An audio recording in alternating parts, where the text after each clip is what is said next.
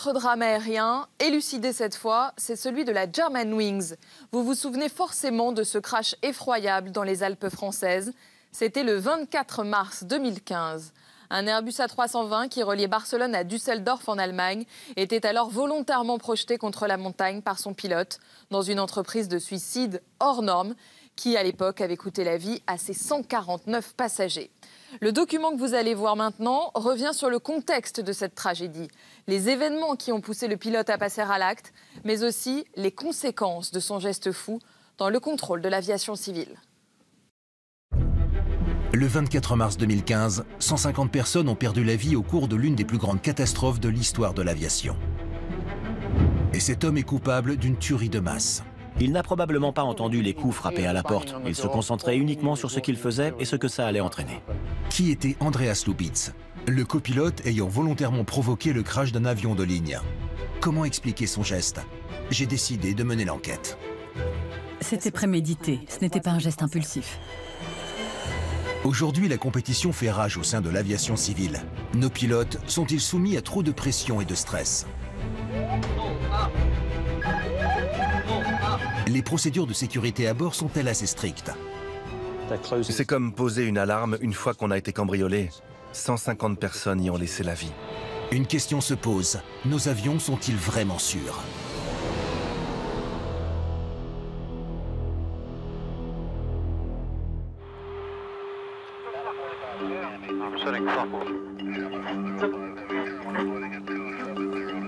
Il est 9h45 mardi matin à l'aéroport de Barcelone.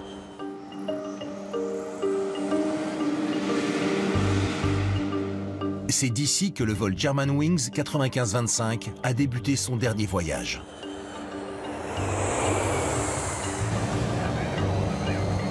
L'avion décolle peu après 10 heures avec 150 passagers à son bord.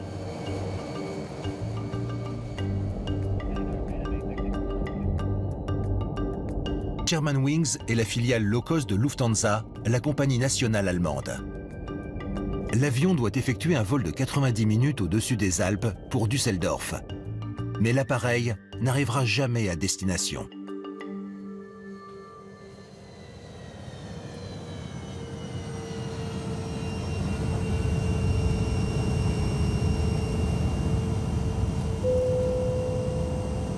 Vers 10h30, l'avion atteint son altitude de croisière à 11 500 mètres.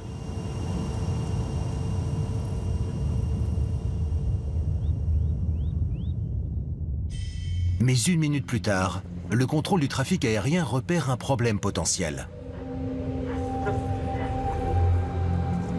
L'avion entame une descente rapide. Puis, plus rien. Étrangement, aucun signal de détresse n'est émis. Depuis une dizaine de minutes, la radio de l'appareil est silencieuse. Le contrôle du trafic aérien constate qu'en 10 minutes, l'avion a perdu 9000 mètres d'altitude et sa trajectoire ne dévie pas lorsqu'il arrive à hauteur d'une montagne à plus de 600 km/h. Les contrôleurs postés à terre constatent que l'avion ne répond pas, sans savoir pourquoi. Adrian, we're getting reports from AFP and also from Reuters that there has been a plane crash in the south of France. La terrible nouvelle de l'accident se propage dans les heures suivantes. Air crash in the Alps, 16 school children and 2 babies among 150 passengers and crew killed. It began to lose height on its approach to the Alps and crashed 10 minutes later. Des recherches en hélicoptère révèlent que l'avion s'est écrasé près du village de Méolan-Revel, à 150 km au nord-est de Marseille. Les débris s'étendent sur plusieurs kilomètres à travers un terrain désolé et stérile, situé à l'écart des routes. Il apparaît rapidement qu'il n'y a aucun survivant parmi les 150 personnes à bord. Plus de 70 victimes étaient allemandes. Parmi elles, 16 écoliers qui revenaient d'un échange scolaire. 51 étaient espagnols et 4 étaient britanniques. Paul Bramley, un étudiant résident à Hull. Martin Matthews, un responsable du contrôle qualité vivant à Wolverhampton. Ainsi que Marina Brandes Lopez Bellio et son fils de 7 mois, originaire de Manchester. D'après mon expérience dans l'accompagnement de familles ayant perdu des êtres chers au cours de désastres aériens, leur deuil et leur souffrance sont aggravés par le fait que la perte est très soudaine. Ils attendent leur mari, leur femme, leurs parents ou leurs enfants à l'aéroport et ils ne sont évidemment pas préparés à un tel scénario. C'est totalement dévastateur et ça a des conséquences irréversibles sur leur vie. Ça plonge les gens dans un état de choc. Ils n'arrivent pas à y croire et ils sont tourmentés en songeant aux souffrances que leurs proches ont probablement endurées. Tous les membres de l'équipage sont également décédés, y compris le pilote et le copilote Andreas Lubitz. Ce dernier est initialement perçu comme une des nombreuses victimes de l'accident. Dans un premier temps, l'hypothèse d'une défaillance mécanique est privilégiée, donnant lieu à des questions sur la fiabilité de l'Airbus A320, qui est pourtant l'un des avions les plus fiables de l'industrie. Les avions modernes ne s'arrêtent pas en plein vol, comme ça. Et il y a autre chose qui fait que j'avais des doutes. C'était que la trajectoire de l'appareil semblait étrangement maîtrisée durant la descente. L'avion n'était pas hors de contrôle. Certains ont émis la possibilité d'un acte terroriste. Aujourd'hui, lorsqu'un avion disparaît soudainement, on se dit que ça ne peut être que l'œuvre de quelqu'un. Donc on envisage l'hypothèse terroriste. L'impact du crash a été si violent que la majeure partie des débris de l'avion ne sont pas identifiables.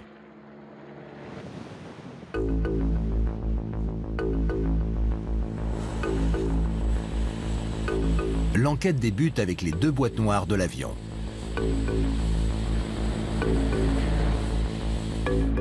L'une collecte les données du vol, telles que la vitesse et l'altitude.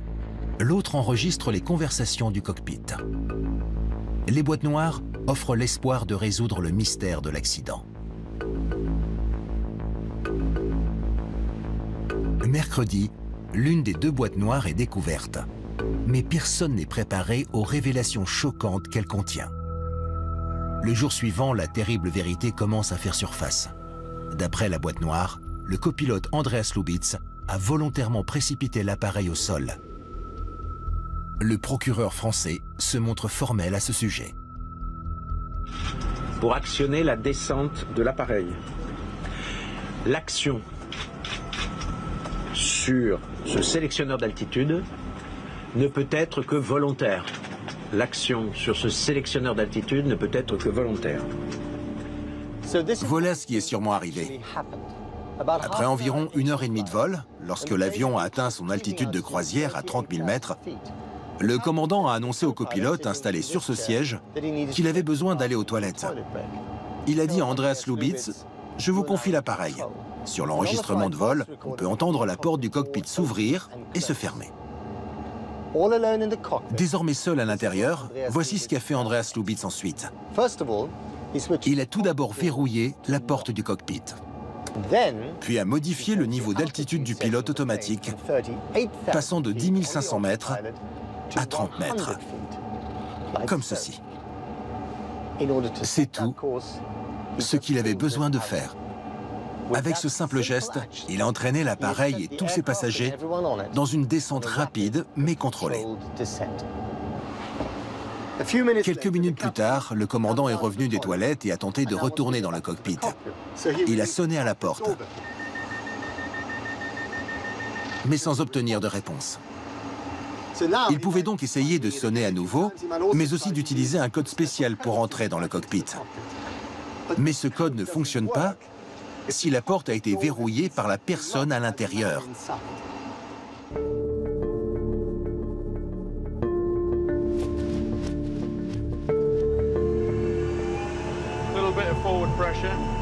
Jim Termini a travaillé comme pilote pour BMI et a volé plus de 3000 heures à bord d'un Airbus A320. Avec l'aide d'un simulateur de vol, il m'a expliqué la trajectoire inattendue de l'avion. L'appareil a donc été entraîné dans une descente. Et bien sûr, à cet instant, Les passagers de l'avion n'avaient aucune idée de ce qui se passait. Non. Au départ, l'équipage ne se doutait de rien non plus, c'est bien ça? Tout à fait. Il était peut-être en train de modifier le niveau d'altitude, ça peut arriver. Le pilote est revenu des toilettes. Il a frappé à la porte sans avoir de réponse. Et après quelques minutes, j'imagine que la situation est devenue très alarmante. Si je me mets à la place du commandant de bord en imaginant que j'ai entré le bon code, que j'ai suivi la procédure et qu'il n'y a pas de réponse, ça ne m'inquiéterait pas dans un premier temps. Il est tout à fait possible que le commandant se soit dit que son copilote était au milieu d'une manœuvre de vol. Mais après quelques minutes... Ah oui, là je m'inquiéterais. Ne pas obtenir de réponse après avoir frappé à la porte une première fois, c'est une chose. Mais être ignoré après avoir ordonné clairement « Ouvrez la porte maintenant, laissez-moi entrer », si ça m'arrivait, je me mettrais à crier de toutes mes forces. Les passagers ont sûrement entendu toute cette agitation, n'est-ce pas? Oui, je suppose que l'équipage a installé un rideau pour essayer vainement d'empêcher les passagers de voir ce qui se passait devant le poste de pilotage. Mais ils entendaient quand même. Ils entendaient certainement ce qui se passait. Et ici, c'était le silence complet. De ce qu'on sait, on pouvait seulement l'entendre respirer. Mais il ne disait pas un mot apparemment. Il restait silencieux.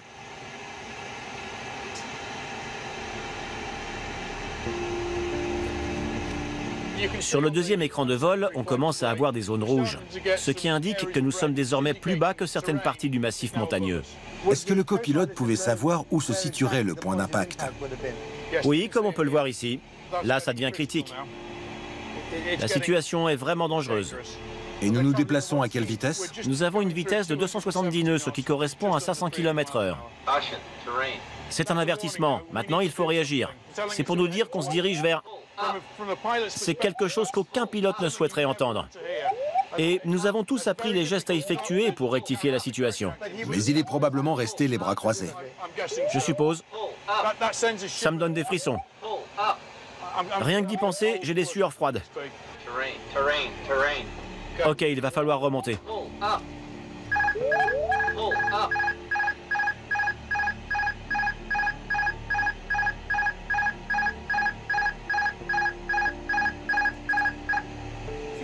Si vous n'aviez rien fait, qu'est-ce qui se serait passé? On aurait percuté le sol. Tout de suite? Très peu de temps après. 2 jours après le crash, le directeur général de Lufthansa doit faire face aux médias du monde entier. Tout le personnel de Lufthansa est abasourdi par le fait que l'avion semble avoir été volontairement précipité au sol, ce qui serait l'œuvre du copilote. Des journalistes commencent à poser des questions sur la formation dispensée par la compagnie, ainsi que sur la sélection des pilotes. J'ai une totale confiance dans la sélection, l'entraînement, les qualifications et le travail de nos pilotes. Ils n'ont rien à voir avec cette tragédie isolée. Dans le même temps, les familles des victimes arrivent en voiture sur le site du crash. Ces gens tentent d'assimiler le fait que la mort de leurs proches ne découle pas d'un accident, mais bien d'un meurtre de masse. De plus, aucun des corps n'a été retrouvé intact.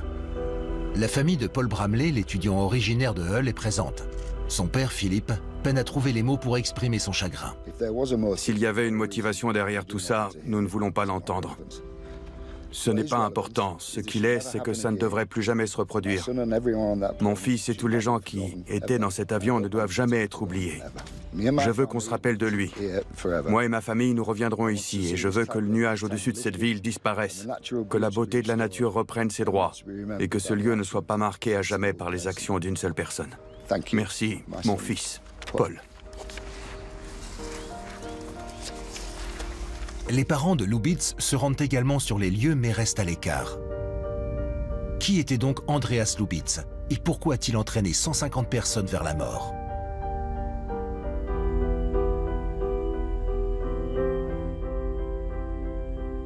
Le jeune homme sur ces photos semble détendu, insouciant même.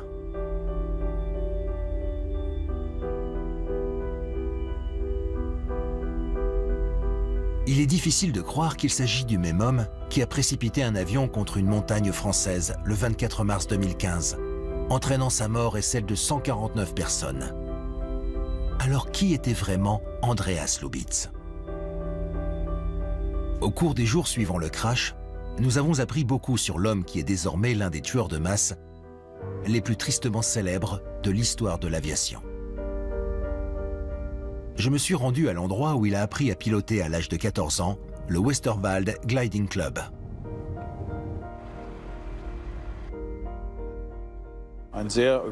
C'était quelqu'un de très calme, de très réservé, qui était responsable, ou du moins qui donnait l'impression de l'être, comme la plupart des gens qui ont appris à planer ici. C'est tellement tragique et horrible. Les doutes que nous avons, l'absence d'explication, toutes les hypothèses qui ont été évoquées, c'est terrible. Pour Andreas Lubitz, être pilote, ce n'était pas simplement un emploi. C'était une passion, une vocation qu'il a découverte pour la première fois en arrivant ici alors qu'il était adolescent. Les planeurs ne sont qu'une première étape dans sa carrière. En 2008, il passe aux avions à moteur lorsqu'il débute sa formation de pilote professionnel au sein des écoles de pilotage de Lufthansa, d'abord en Allemagne, puis en Arizona. C'est à cette période qu'il commence à entretenir une relation avec une enseignante. Il partage un appartement dans ce quartier de Düsseldorf. Il semblerait qu'au moment des faits, elle aurait été enceinte de son enfant.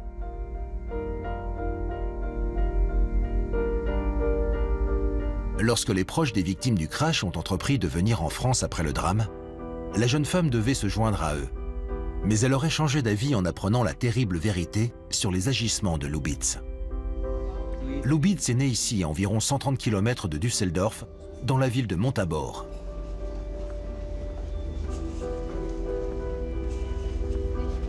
Les gens d'ici se souviennent de lui comme d'un jeune homme poli, obsédé par le sport. Comme tout le monde en Allemagne, ils sont abasourdis par les événements. C'était un jeune homme en bonne santé. Il ne fumait pas, il était très sportif, et il me disait toujours bonjour quand il allait faire son jogging. Il n'y avait aucun signe de mal-être ou de dépression. Qu'il ait fait une chose pareille, ça me laisse sans voix. Je n'arrive pas à imaginer qu'il ait pu se suicider en entraînant la mort de 149 personnes. Je ne peux pas croire que quelqu'un ferait ça seulement parce qu'il veut mettre fin à ses jours.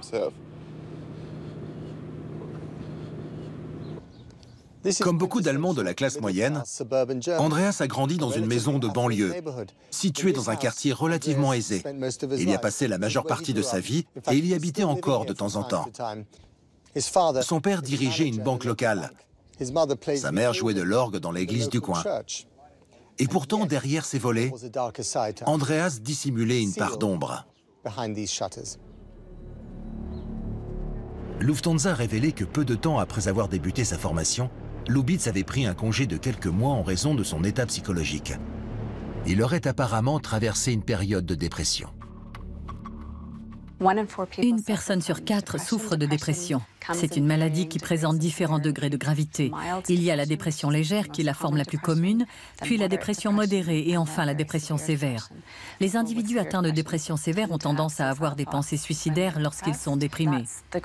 Ils ont besoin d'aide et doivent impérativement arrêter les vols pendant quelque temps. Mais selon les autorités allemandes, ses problèmes médicaux n'étaient pas résolus lorsqu'il est retourné en formation après son traitement. Après les faits, la police a mené des recherches dans son appartement à Düsseldorf et chez ses parents. Leurs découvertes les ont menés ici, à la clinique universitaire de Düsseldorf, l'un des plus grands hôpitaux de cette partie de l'Allemagne. Nous savons que Lubitz s'est rendu ici à plusieurs occasions en quête d'une aide médicale.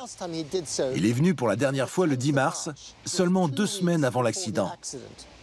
Nous savons également que la police a trouvé plusieurs certificats médicaux dans son appartement à Düsseldorf, qu'il avait apparemment déchirés, ce qui les a menés à la conclusion qu'il était malade et qu'il essayait de le cacher à ses employeurs. La période mentionnée dans l'un de ses certificats couvrait le jour même où il a précipité un avion dans les montagnes. Par la suite, une autre pièce du puzzle fait surface. Une hôtesse de l'air dont les révélations ont depuis été remises en cause déclare avoir eu une liaison avec Lubitz. Si son nom n'a pas été divulgué, elle a partagé son histoire avec la presse allemande. Elle aurait rompu avec le copilote en raison de son comportement étrange. Elle affirmait qu'il faisait souvent des cauchemars, qu'il avait des terreurs nocturnes à propos de crash d'avion. Il aurait également été très contrarié car il était persuadé que Lufthansa ne lui permettrait jamais d'atteindre son rêve, son ambition ultime, être commandant de bord sur des vols long courriers. En d'autres termes, il trouvait que sa carrière piétinait.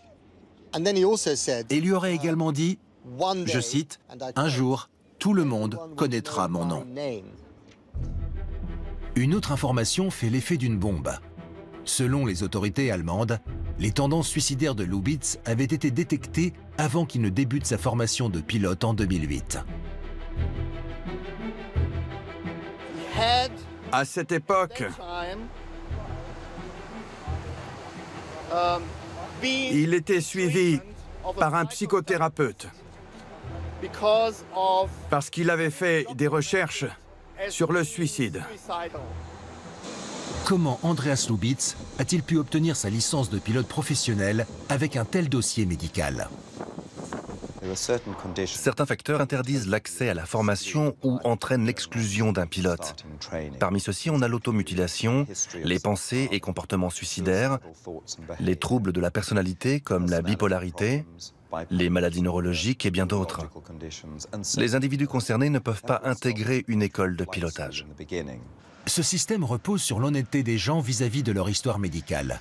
Et Lubitz a peut-être dissimulé la vérité lors de sa candidature à Lufthansa. Cela signifie également qu'il a dû passer des examens psychologiques auxquels la compagnie soumet tous les aspirants.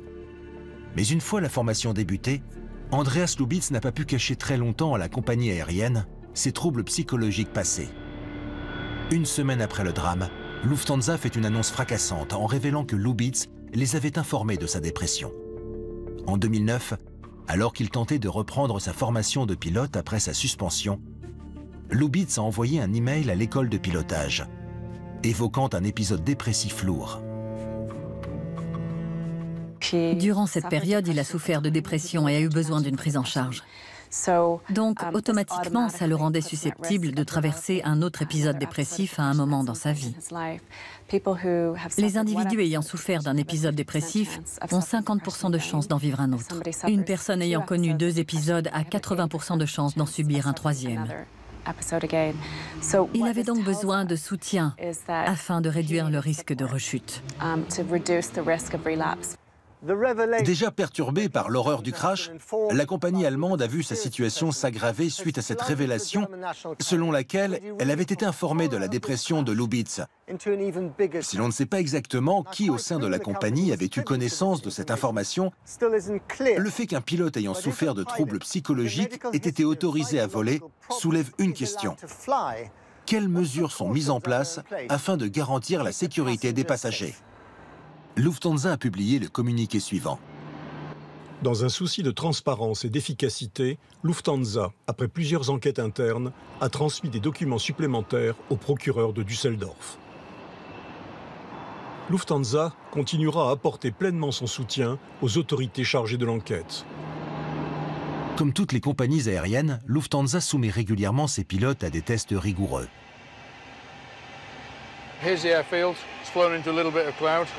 Ce simulateur confronte les pilotes à des scénarios catastrophes et teste leurs réflexes et les limites de leur capacité de coordination.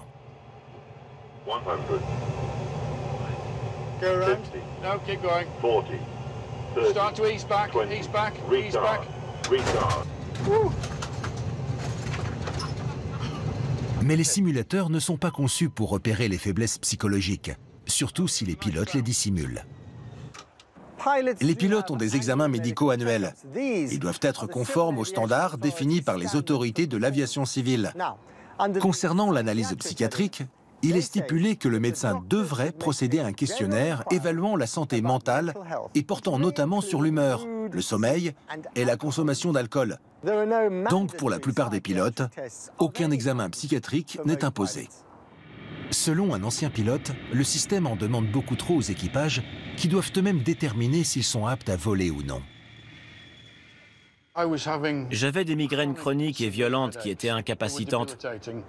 Et je savais que durant cette période, Je n'étais pas apte à piloter. Donc, j'ai pris la décision d'arrêter les vols et de signaler mon état auprès du médecin. J'aurais simplement pu aller le voir, lui dire que je n'avais aucun problème, et j'aurais été autorisé à voler. Et pour moi, c'est inacceptable.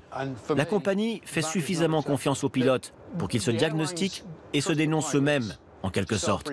Si on décide de dissimuler quelque chose pour ne pas nuire à notre carrière, la compagnie n'a aucun moyen de le savoir. Quoique Lubitz ait dit à l'école de pilotage en 2009, la compagnie n'avait aucun moyen de savoir ce qui se passait dans sa tête au moment où il a pris le contrôle du vol 95-25 et verrouillé la porte du cockpit. Cette pièce, isolée du reste de l'appareil, est comme un cocon, un environnement dans lequel on est à l'aise. On connaît les fonctionnalités de tous les boutons et de tous les écrans. C'est notre bureau. Il était probablement obsédé par l'idée de mettre fin à ses jours. Il était focalisé sur cet objectif et incapable de penser aux conséquences, malheureusement. Il est sans doute resté immobile, le regard fixe, en attendant l'impact.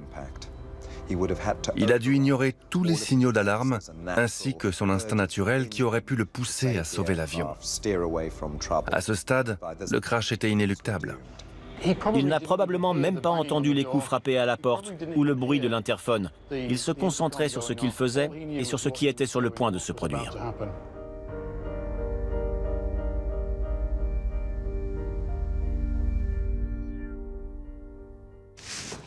Je suis allé voir un homme qui avait une incroyable histoire à raconter. Bonjour Brian. Brian Griffin est un ancien pilote. Durant sa carrière, il a développé une obsession. Précipiter son avion au sol avec tous les passagers à bord. Comme Andreas Lubitz, il souffrait de dépression. Est-ce que vous comprenez ce qui a pu lui traverser l'esprit? Oui, car j'ai eu moi-même des pensées de ce type. Je n'avais qu'une envie, couper le moteur. Ce qui aurait conduit au crash de l'avion. Oui, absolument. Vous seriez mort, tout le monde serait mort. Oui. J'en pleurais la nuit, parce que je ne comprenais pas ce qui m'était arrivé. J'étais focalisé sur le moteur. Et plus j'y pensais, plus j'étais obsédé par l'envie de le couper. Dans ces moments-là, on ne contrôle plus son cerveau. On sait que l'idée qu'on a en tête est totalement stupide, mais on ne peut pas la contrôler. Et ça a duré pendant combien de temps? 18 mois. 18 mois. Et c'est devenu de pire en pire. À tel point que je me mettais à angoisser dès que j'enfilais mon uniforme à l'hôtel. Et après un vol, j'ai dit stop. J'ai décidé d'arrêter et de ne plus piloter d'avion. Parce que je savais que la prochaine fois, j'allais céder à la tentation. Vous auriez vraiment pu provoquer un crash? Sans aucun doute.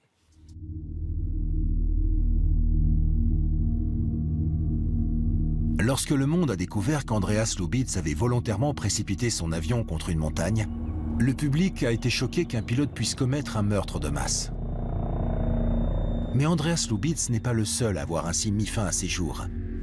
Si le suicide de pilote est rare, il ne s'agit pas d'un cas à part. On considère désormais qu'il s'agit d'un suicide de pilote. Un fait très rare dans l'histoire de l'aviation. Ces 25 dernières années, il doit y avoir une demi-douzaine de cas pour les vols commerciaux. Le commandant Tsu Weming était un pilote de la compagnie asiatique Silk Air. Tsu faisait face à des problèmes d'ordre financier, psychologique et professionnel lorsqu'en décembre 1997, il s'est embarqué pour le vol 185 de Jakarta à Singapour avec 104 passagers à bord. Après 1h30 de vol, le Boeing 787 plonge dans une rivière, tuant toutes les personnes à bord. Les enquêteurs américains concluent que Tsu a volontairement détruit l'avion. 2 ans plus tard, Kamil Al-Batouti, un copilote de 59 ans officiant à bord d'un vol égyptaire de New York au Caire, est soupçonné d'avoir précipité l'avion dans l'Atlantique, tuant les 203 passagers. Al-Batouti, premier officier, aurait auparavant été réprimandé par son supérieur, qui était également à bord et qui l'aurait menacé d'une interdiction de vol. Mais l'enquête américaine qui conclut un suicide de pilote est contestée par les autorités indonésiennes et égyptiennes. Mais un suicide de pilote survenu en Afrique seulement 18 mois auparavant présente de troublantes similitudes avec le crash de Germanwings. Le capitaine du vol 470 Air Mozambique a quitté le cockpit pour se rendre aux toilettes. Lorsqu'il a tenté d'y retourner, le copilote avait verrouillé la porte et y avait entamé la descente sans que l'on sache pourquoi. Sur l'enregistrement de vol, on peut entendre les injonctions désespérées du commandant qui supplie son collègue d'ouvrir la porte. Le bilan est de 33 morts. Le mystère reste également entier sur le destin du vol MH370 et des 239 passagers qui se sont volatilisés au sud de la mer de Chine. Mais l'une des hypothèses envisagées par les enquêteurs est que le pilote Ahmad Shah Zahari, que l'on peut voir ici s'enregistrer pour son dernier vol, aurait peut-être provoqué volontairement le crash. Il est aujourd'hui plus facile pour un pilote de se suicider à bord de son avion qu'il y a 15 ans. La sécurité aérienne a été à jamais bouleversée par les terribles événements du 11 septembre. Le crash de Germanwings a mis en lumière, et de façon alarmante, le fait que le suicide de pilote est aujourd'hui devenu plus simple, précisément à cause des règles de sécurité imposées en 2001. Après le 11 septembre, toutes les compagnies ont été forcées de transformer leur cockpit en véritable forteresse. Cela permet d'éviter que des terroristes puissent attaquer un avion et en faire un missile guidé. Mais en solutionnant un problème, l'aviation civile en a créé un autre. Que faire si le tueur est déjà à l'intérieur du cockpit? Après le 11 septembre, 3000 agents de sécurité américains ont été placés à bord des avions pour protéger les passagers. Ils sont considérés comme une barrière indispensable contre les attaques terroristes. Il y a 14 ans, des avions de ligne ont pour la première fois été utilisés comme missiles humains. En Amérique, la réponse sur le plan de la sécurité et du contrôle a été de faire du cockpit une forteresse. Dans les avions d'aujourd'hui, depuis le 11 septembre, les mesures de sécurité à bord sont très différentes. L'exemple le plus flagrant, c'est que la porte du cockpit est verrouillée en permanence.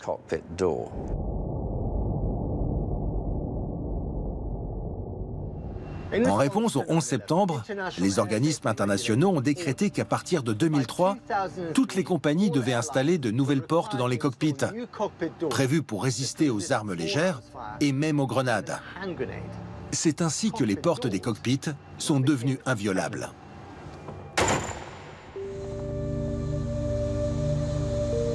De plus, l'accès au cockpit est contrôlé par un système complexe de verrous et d'autorisation.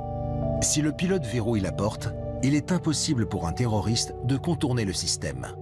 Mais résoudre un problème n'a fait qu'en créer d'autres. Parmi les pilotes professionnels et les individus, au fait de tout ce qui concerne la sécurité et la réglementation, il y a eu tout un débat sur la pertinence d'instaurer ces mesures sur le long terme. On peut imaginer tellement de situations dans lesquelles les pilotes sont susceptibles de se retrouver en difficulté.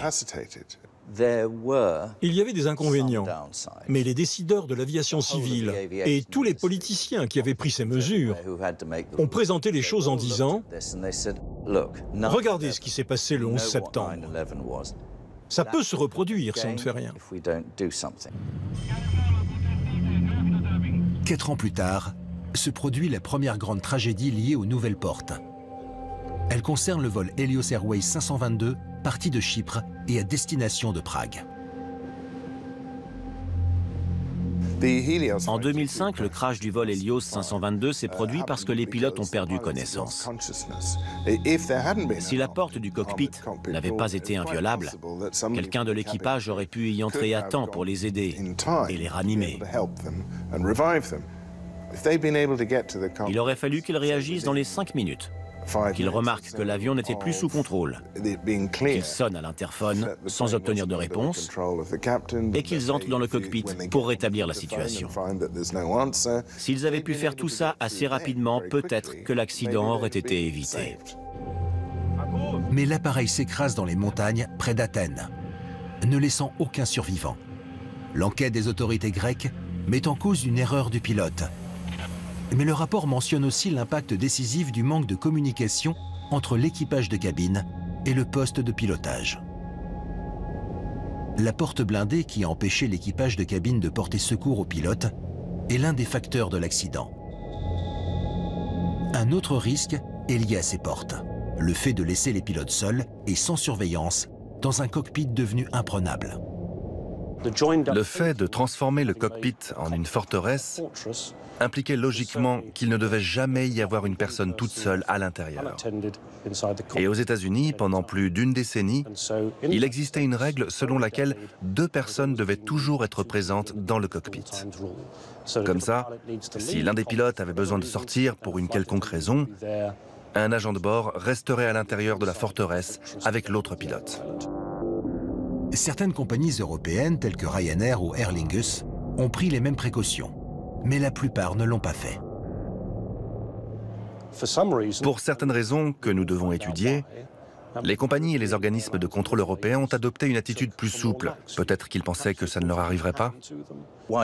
Pourquoi l'Europe ne l'a pas fait? Parce que ce genre de choses est extrêmement rare. On ne prend pas de précautions contre un risque qui n'existe pas vraiment, ou dont l'existence n'est pas reconnue. 48 heures après l'accident, EasyJet annonce un changement dans sa politique. 2 membres d'équipage seront désormais présents dans le cockpit à tout moment. D'autres compagnies et organismes de contrôle suivent le mouvement. Il y a donc eu par la suite une réaction des organismes de contrôle européens afin d'instaurer la présence de 2 personnes dans le cockpit en permanence. Mais ces mesures ont été prises après l'accident. C'est un peu comme poser une alarme chez soi une fois que la maison a été vidée par les cambrioleurs. C'est bien, mais c'est trop tard. 150 personnes y ont laissé la vie. Reste une question dérangeante. Quel est l'impact du modèle économique des compagnies low cost sur les conditions de travail des pilotes? Le grand principe de ce modèle, c'est de faire le maximum d'économies sur les équipages, tout en restant dans la légalité. C'est pour cela qu'ils sont en mesure de proposer des prix avantageux. Andreas Lubitz devient pilote en 2013. Il rêve d'être commandant de bord sur des vols long courriers pour Lufthansa, l'une des compagnies aériennes les plus prestigieuses du monde. N'obtenant pas de poste, il devient copilote pour Germanwings, sa filiale low cost. Il y a plus de 20 ans, l'apparition des compagnies low cost a provoqué une révolution au sein de l'aviation civile. Des compagnies comme EasyJet ou Flybe ont basé leur compétitivité sur les prix plutôt que sur le confort des vols. Des vols pour l'Europe à 10 € ou moins étaient désormais proposés et ont rencontré un grand succès. Toutes les grandes compagnies telles que British Airways, Air Canada ou Air Italia ont dû s'adapter à ce nouveau système. En s'abstenant de lancer leur propre filiale low cost, elles risquaient de perdre énormément en compétitivité. Et dans cette industrie, les marges de profit sont très étroites. Afin de garder leur prix bas, les compagnies low cost rationalisent leurs dépenses de façon drastique. Il n'y a pas de place pour des appareils ou du personnel superflu. Le grand principe de ce modèle, c'est de faire le maximum d'économies sur les équipages, tout en restant dans la légalité. C'est pour ça qu'ils sont en mesure de proposer des prix avantageux. Pour réduire les coûts, une technique très efficace consiste à limiter au maximum la durée des escales. Southwest Airlines, la première compagnie low-cost américaine, a mis en place un temps d'escale moyen de 25 minutes, un procédé adopté depuis par d'autres compagnies. Une fois l'avion posé, les pilotes doivent être prêts à embarquer pour un autre vol au plus vite afin de respecter les plannings serrés. Pendant les escales, les pilotes sont vraiment débordés. Ils doivent penser à leur prochain itinéraire, programmer l'ordinateur de vol en fonction du poids de l'avion, qui change à chaque fois, ou s'assurer que le niveau de carburant est suffisant. Ils ont beaucoup à faire. Si les escales rapides ont permis de gagner en efficacité, un ancien commandant de bord considère qu'elles ont compliqué la tâche des pilotes. On pourrait appeler ça de la pression opérationnelle. On met la pression aux pilotes pour qu'ils utilisent le moins de carburant possible parce que ça évite de perdre de l'argent. On les met sous pression au niveau des escales pour qu'elles soient les plus courtes possibles afin de maximiser la productivité des équipages et des appareils. Aucune compagnie ne veut qu'un avion soit au sol. Il faut qu'il soit dans le ciel, là où il fait rentrer de l'argent. Pour de nombreux pilotes, ce sont des facteurs de stress qui aggravent la pression inhérente à ce métier. Oui, je pense que les équipages travaillant pour les compagnies low cost font face à bien plus de pression que les autres, parce que les budgets sont beaucoup plus serrés. Une autre mesure clé a été mise en place par les compagnies low cost. Une plus grande flexibilité des conditions d'embauche. En 2015, l'Université de Gand publie un rapport pour l'Union européenne sur les changements repérés dans les contrats des pilotes. Sur plus de 6000 individus interrogés, 80% de ceux étant sous contrat temporaire travaillent pour des compagnies low cost. Le rapport montre également qu'un tiers des pilotes des compagnies low cost a entre 20 et 30 ans, contre seulement un pilote sur 10 dans les autres compagnies. Et l'avenir des jeunes pilotes est parfois incertain. Au sein de l'aviation civile, les contrats temporaires ont été mis en place. Quand des gens font le métier de leurs rêves et qu'ils ne sont pas sûrs que ça puisse durer, ça peut générer beaucoup d'angoisse et d'insécurité. D'un côté, être employé par une compagnie commerciale, c'est très excitant pour un jeune pilote. Et en même temps, ça entraîne une forme de peur, celle de perdre son boulot ou de voir son contrat se terminer sans qu'il soit renouvelé. C'est beaucoup de pression à gérer. Voici le communiqué de l'Association européenne des compagnies à bas prix. Le premier objectif des compagnies aériennes est la sécurité. Et tous les pilotes officiers en Europe sont soumis aux mêmes exigences. Des limites d'heures de vol sont mises en place et surveillées par les organismes de contrôle. Elles sont obligatoires et ne sont pas rattachées à des considérations économiques. L'association ajoute que de nombreux pilotes préfèrent réaliser des vols courts qui permettent une plus grande stabilité au niveau de la vie de famille. Mais la question cruciale est de déterminer si ces conditions de travail ont rendu les compagnies low cost moins sûres. Selon leur rapport, la réponse est non. Aviation Safety Network est un site qui recense tous les accidents sur les vols commerciaux. Leurs recherches sont reconnues par l'autorité de l'aviation civile. D'après leurs informations, depuis la fin des années 1990, les compagnies low cost britanniques sont aussi sûres que leurs concurrentes. L'aviation civile est passée par un certain nombre de changements au cours des dernières décennies. Mais l'avion reste l'un des modes de transport les plus sûrs de la planète. En moyenne, avec les compagnies britanniques, un passager sur 287 millions est victime d'un crash. En comparaison, les chances de mourir d'un accident de la route sont de 1 sur 17 000. Malheureusement, ces chiffres ne réconforteront pas les proches des 150 personnes qui ont perdu la vie lors de ce tragique événement.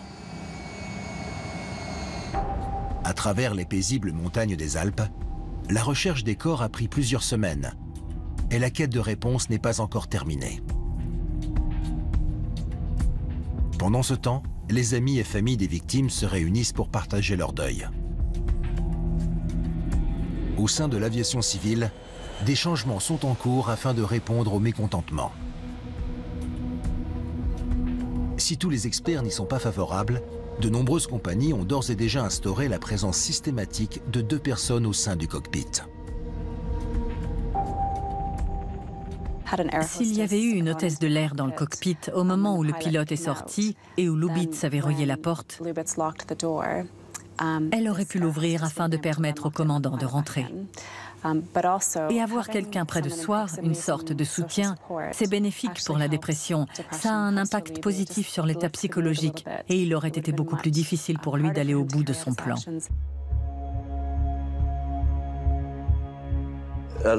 Beaucoup de gens ont évoqué l'idée de renforcer les examens psychologiques des pilotes, d'en faire à peu près tous les mois environ.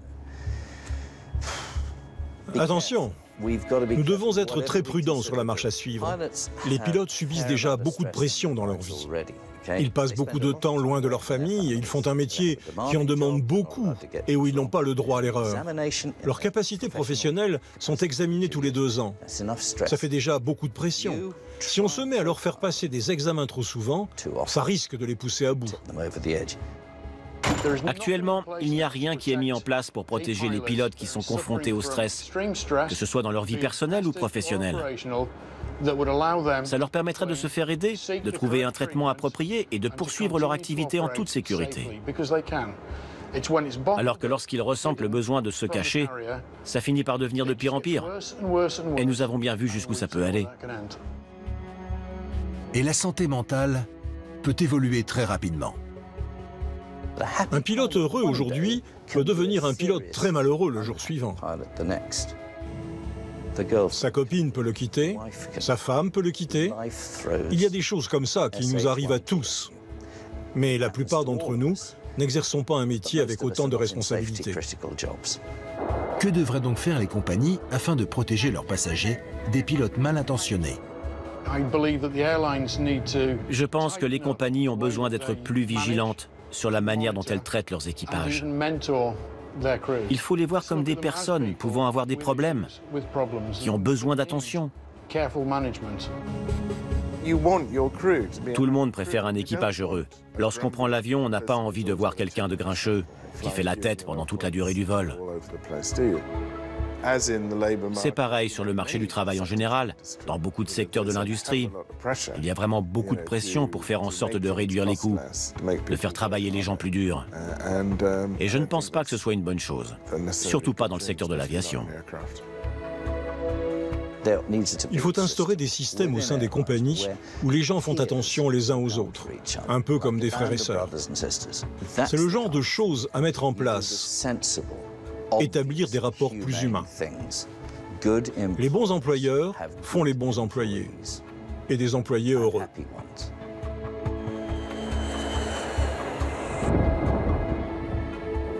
Ce n'est évidemment pas la première fois qu'un pilote provoque délibérément le crash d'un avion.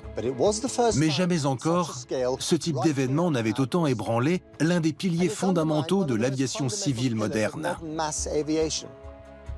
La confiance entre les passagers et leurs pilotes. En attendant que celle-ci soit restaurée, pouvons-nous nous sentir en sécurité ?